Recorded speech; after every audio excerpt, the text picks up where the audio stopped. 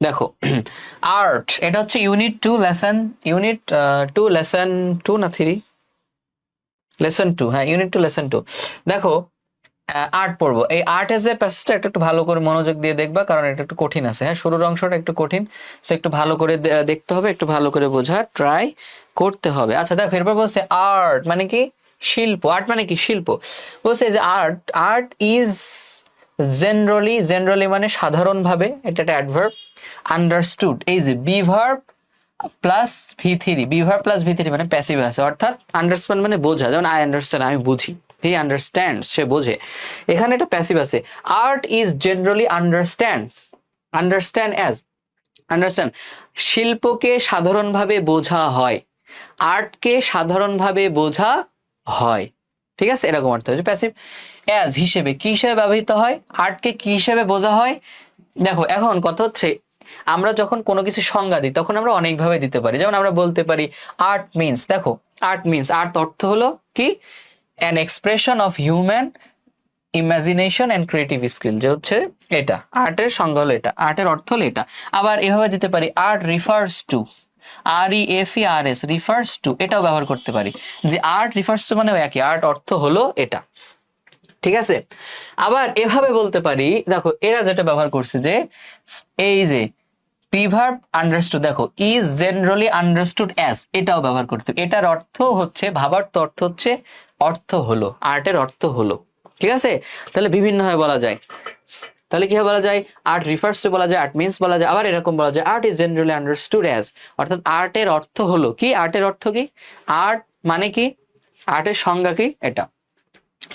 তো শাব্দিক অর্থ যদি করতে চাও তাহলে এরকম করবা যে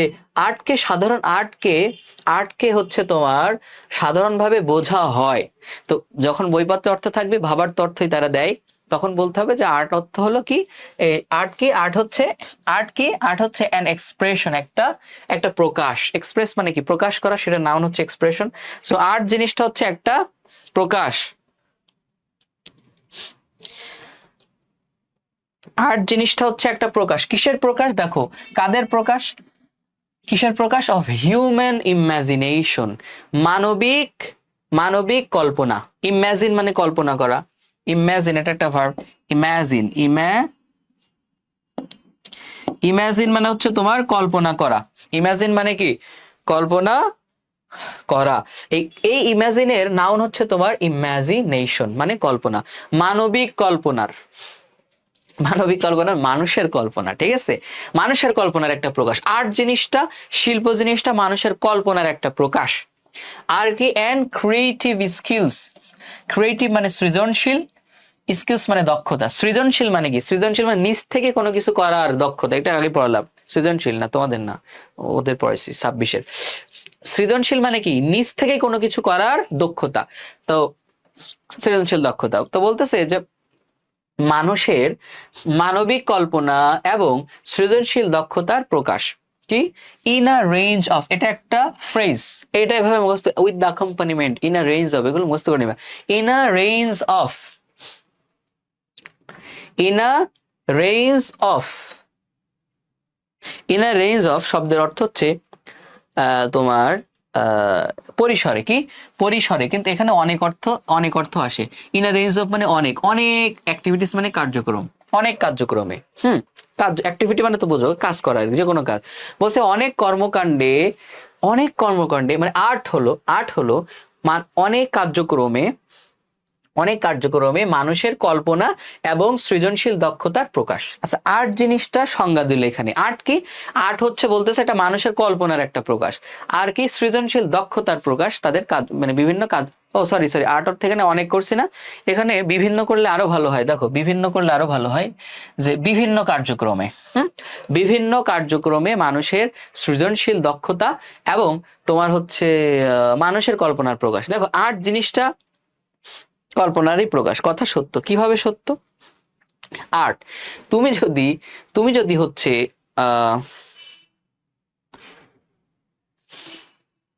দেখো আর্ট দেখছো না, তুমি যদি হচ্ছে এই যে আমাদের জাতীয় জাদুঘর গেছো, ঢাকা ইউনিভার্সিটির পাশে, কিন্তু তোমরা যখন ঢাকা ইউনিভার্সিটি ভর্তি হবা, আমি ঢাকা ইউনিভার্সিটিতে ভর্তি হওয়ার আগে কখনো আসতে পারি নাই, ঢাকা ইউনিভার্সিটির একদম পাশে। চাইলে যাইতে পারো।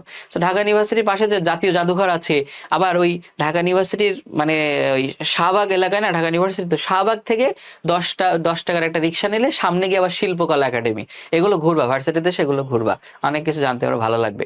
তো এই শিল্পকলা একাডেমি বা জাদুঘরে তুমি যদি যাও, বা তোমার ওই যে আমাদের ঢাকা ইউনিভার্সিটির এরিয়া যেটা সোহরাওয়ার্দী উদ্যান, এই উদ্যানের ভেতরে জাতীয় জাদুঘর আছে, স্যার জাতীয় জাদুঘর বলছি, সামরিক জাদুঘর আছে। তো এইসব জাদুঘর গুলোতে তুমি যদি যাও, তাহলে ওইখানে দেখবা যে প্রচুর ধরনের আর্ট রয়েছে, অর্থাৎ অনেক চিত্রকর্ম রয়েছে ওইখানে, বিভিন্ন ধরনের চিত্রকর্ম আঁকা বা চিত্রকর্ম, বিভিন্ন ধরনের চিত্র রয়েছে। তো চিত্র এটা একটা শিল্প, আর্ট। সুন্দর যে কোনো জিনিস হচ্ছে আর্ট, শিল্প, ঠিক আছে। তো এই আর্টটা আবার ধরো যে সকল ভাস্কর্য রয়েছে, ভাস্কর্য আছে না, ভাস্কর্য স্কাল্পচার, এখানে আছে যে স্কাল্পচার ভাস্কর্য, তোমার হচ্ছে তোমার কি এই যে তোমার স্বাধীনতার সময় এই 24-এর আন্দোলনের পরে বঙ্গবন্ধু যত মূর্তি ছিল, ভাস্কর্য ছিল, এগুলো সব ভেঙে ফেলছিল না। আবার ঢাকা ইউনিভার্সিটি তোমার এই যে কি বলে তোমার রাজু ভাস্কর্য, রাজু ভাস্কর্য আছে একটা, ওখানে অনেকগুলো মূর্তি এরকম হাতে মানে একজন আরেকজনের সাথে হাত বেঁধে দাঁড়ানো, রাজু ভাস্কর্য। বাংলাদেশের যত আন্দোলন যাই হোক সব রাজু ভাস্কর্য থেকে শুরু হয় ঢাকা ইউনিভার্সিটির। আবার আমাদের কলা ভবনের সামনে রয়েছে অপরাজয় বাংলা। আমার মানে কতটা আনফরচুনেট, আমি তোমাদের কেন বলি যে তোমরা ঢাকা ইউনিভার্সিটি অ্যাডমিশনের আগে সুযোগ হলে একটু ঘুরবা। ঢাকা ইউনিভার্সিটি ফুল অনেক কিছু তুমি জানতে পারবা, শুধু ঘুরলেই হবে না, কোনটাকে একটু জানতে হবে নামগুলো। কলা ভবনের সামনে অপরাজয় বাংলা আছে, হ্যাঁ, কলা ভবনের সামনে একদম অপরাজয় বাংলা, একটা মূর্তি টাইপ আছে, ভাস্কর্য আছে। এখন ঢাবিতে ইংরেজিতে একটা কোয়েশ্চেন আসছিল, আমার ইংরেজিতে হচ্ছে তোমার 15টা আসে তো কোয়েশ্চেন, সেখান থেকে আমার 14টা হয়েছিল। একটা কেন ভুল গেছিল? একটা ভুল গেছিল হচ্ছে তোমার, দেখো একটা ভুল গেছে হচ্ছে এই কোয়েশ্চেন ছিল যে অপরাজয় বাংলা হচ্ছে তোমার ঢাকা এই কলা ভবনের কোন পাশে অবস্থিত, ইংরেজিতে আসছে প্রিপোজিশনের ব্যবহার থেকে। ইন দ্য ব্যাক অফ, পিছনে, at the front, in the front of, সামনে, হ্যাঁ, বিসাইড অফ, পাশে, এরকম আসছিল, ঠিক আছে। এখন আমি তো জানি না, আমি আমি আমি আল্লাহর গোলাম তো জানি না যে এই ঢাকা অপরাজয় বাংলা জানি, কিন্তু এটা কোন জায়গায় আমি কলা ভবনও ভালো করে চিনি না, মানে আমি ঢাকাতেই পড়াশোনা করছি, বাট আমি ঢাকা ইউনিভার্সিটিতে আমার ফ্রেন্ডরা এসেছিল অনেকবার, আমারে বলছিল, বাট আমি পড়ালেখার ঠেলায় আর আসি নাই বা বিভিন্ন কারণে আসি নাই। এখন আমি জানি না যে এটা কোথায় অবস্থিত, সামনে পিছনে নাকি, এখন না জানলে কি করা সম্ভব। তো আমি দিয়ে আসছি ইন দা ব্যাক অফ, পিছনে। এবার পরীক্ষা দিয়ে এসে দেখি ইন দা ফ্রন্ট অফ হবে, আমার ফ্রেন্ডরা বলতেছে কি হবে, সামনে, এই জায়গায়, এই দেখ, এই যে এইটা হলো অপরাজয় বাংলা, এই দেখ সামনে। এখন আমার যে মানে মেজাজটা হয়ে গেছে খারাপ, এত সহজ একটা প্রশ্ন, আমি যদি ঢাকা ইউনিভার্সিটিতে আগে একবার কখনো আসতাম এবং দেখে যেতাম, তাহলে তো আমার এই 15টার ভিতরে 15টাই হয়ে যেত ঢাকা ইউনিভার্সিটিতে ইংরেজি প্রশ্ন, বুঝতে পারছো? এই যে আফসোসটা আমার এখন, মানে এখন যতদিন বেঁচে থাকবো ততদিন থাকবে। ঢাকা ইউনিভার্সিটি ঘুরি নাই, পরে হচ্ছে অপরাজয় বাংলার যে কলা ভবনের সামনে, এখন তো ঢাকা ইউনিভার্সিটি স্টুডেন্ট, এখন আমার কাছে খুব লজ্জা লাগে। তো ঢাকা ইউনিভার্সিটির সামনে অপরাজয় বাংলা, সেটা আমি জানতাম না। এই জন্য তোমাদের যদি কখনো সুযোগ থাকে, ঘুরবা একটু, কোথায় কি আছে, রাজু ভাস্কর্য কোথায় বা কোথায় কি আছে, হ্যাঁ, টিএসসি ঘুরবা, কার্জন ঘুরবা, কলা ভবন ঘুরবা, এফবিএস ঘুরবা, বিভিন্ন হল ঠাল ঘুরবা। আর তোমার যদি বড় ভাই বোন থাকে, তাহলে তাদের কাছে 1-2 দিন থাকলা একটু, এরকম আর কি। আত্মীয় স্বজন থাকলে ঢাকায় এসে একটু 2-1 দিন ঘুরলা, এটা দরকার আছে। তো কোথা থেকে কোথায় জানি চলে, ভাস্কর্য থেকে। তো এই যে ভাস্কর্য, আবার এই যে তোমার চিত্রকর্ম, এগুলো কি সবই হচ্ছে আর্ট। এখন এই আর্ট গুলো যখন করা হয়, তখন এটা তোমার কল্পনা করতে হয়। ধরো তুমি একটা সুন্দর জিনিস আঁকাবা, একটা নান্দনিক জিনিসের চিত্র তুমি আঁকাবা, তাহলে তোমার কল্পনা করতে হবে যে আমি এই জিনিসটা আঁকাতে গেলে কোন কালার কোথায় দিলে, কোন জিনিসটা কিভাবে আঁকালে এই জিনিসটা সুন্দর দেখাবে, দেখলে মানুষ খুশি হবে, তাদের মনে প্রশান্তি জাগবে, হ্যাপি হয়ে যাবে তারা। এটা তোমার কল্পনা করতে হবে। আর্ট জিনিসটা কল্পনা, আগে কল্পনায় করে নিতে হবে, এখানে এখানে এই কালার দিলে, এইভাবে এই করলে এই জিনিসটা সুন্দর হবে, এরকম। আবার মূর্তি যেটা, এটাও একটা কল্পনার বহিঃপ্রকাশ, যে এইভাবে এইভাবে করতে হবে। তারপরে আর্ট অনেক কিছু, এখানে আর্ট, যেমন এখানে দেখো আর্টের উদাহরণ দেওয়া আছে, দেখো এই যে বিভিন্ন কার্যক্রমে, না আমি একবার উদাহরণ দিই, দেখো এখানে বলছে না, বিভিন্ন কার্যক্রমে হচ্ছে তোমার মানুষের কল্পনা এবং সৃজনশীল দক্ষতার প্রকাশ, তো সেগুলো অন্তর্ভুক্ত করে। সেগুলো কি, যেমন পেইন্টিং মানে চিত্রকর্ম, ড্রয়িং মানেও চিত্রকর্ম, দুইটার ভিতর পার্থক্য আছে, ওটা পরে বোঝায়। স্কাল্পচার মানে তোমার ভাস্কর্য, যেটা কথা বললাম, ভাস্কর্য যেগুলো রয়েছে। তোমার আর্কিটেকচার, আর্কিটেকচার মানে হচ্ছে তোমার স্থাপত্য। স্থাপত্য কি, স্থাপত্য কি, স্থাপত্য হচ্ছে তোমার এক ধরনের স্থাপত্য মানে হচ্ছে তোমার বিশ্বের অনেক নান্দনিক স্থাপত্য আছে, যেমন হচ্ছে তোমার তাজমহল, তারপর হচ্ছে তোমার বাংলাদেশের এই যে লালবাগ কেল্লা, আহসান মঞ্জিল, হ্যাঁ, তারপরে তোমার এই যে চীনের মহাপ্রাচীর, তারপর বুর্জ খলিফা যেটা 163 তলা, 163, বিশ্বের সব থেকে উঁচু বিল্ডিং যেটা, এগুলো সব স্থাপত্য। অর্থাৎ বিভিন্ন বিল্ডিং, এ জাতীয় জিনিস যখন সুন্দর করে তৈরি করা হয় তখন সেটা একটা স্থাপত্যের অংশ হয়ে যায়। ঠিক আছে, তো এই যে ধরো তুমি একটা বিল্ডিং এর নকশা করবে, এটার জন্য তোমার কল্পনা লাগবে যে কোন নকশাটা কোথায় দিলে, কোন কালার দিলে সুন্দর হবে।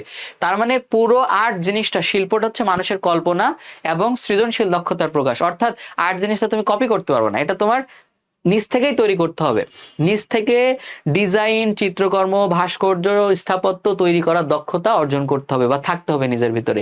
এই জিনিসটা এখানে বলতেছে। তাহলে আর্ট মানে হলো মানুষের কল্পনা এবং দক্ষতার প্রকাশ। আমরা একবার অর্থ করি যে আর্টকে সাধারণভাবে বোঝা হয় কি হিসাবে, আর্টকে সাধারণভাবে বিভিন্ন কার্যক্রমে, বিভিন্ন কার্যক্রমে মানুষের কল্পনা এবং সৃজনশীল দক্ষতার প্রকাশ হিসেবে বোঝা হয়। যেমন যেমন চিত্রকর্ম, চিত্রকর্ম, তারপর হচ্ছে তোমার ভাস্কর্য এবং স্থাপত্য। আচ্ছা, এখানে একটা জিনিস বলছে, পেইন্টিং মানেও চিত্রকর্ম, আবার ড্রয়িং মানে চিত্রকর্ম, কিন্তু দুইটার ভিতরে পার্থক্য। পেইন্টিং হচ্ছে ওই চিত্রকর্ম যেটাতে হচ্ছে তোমার ক্যানভাস, রং, তুলি এগুলো দিয়ে অঙ্কন করা হয়।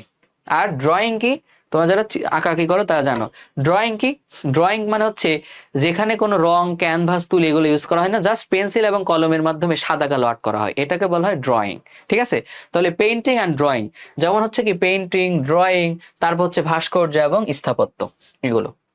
তাহলে আরেকবার অর্থ করব আমরা, এবার ভাবাত্ম অর্থ করি যে আর্ট হলো, আর্ট হলো মানুষের কল্পনা, মানুষের কল্পনা এবং সৃজনশীল বিভিন্ন কার্যক্রমে মানুষের কল্পনা এবং সৃজনশীল দক্ষতার প্রকাশ, যেমন পেইন্টিং, ড্রয়িং, তারপর হচ্ছে তোমার ভাস্কর্য এবং স্থাপত্য।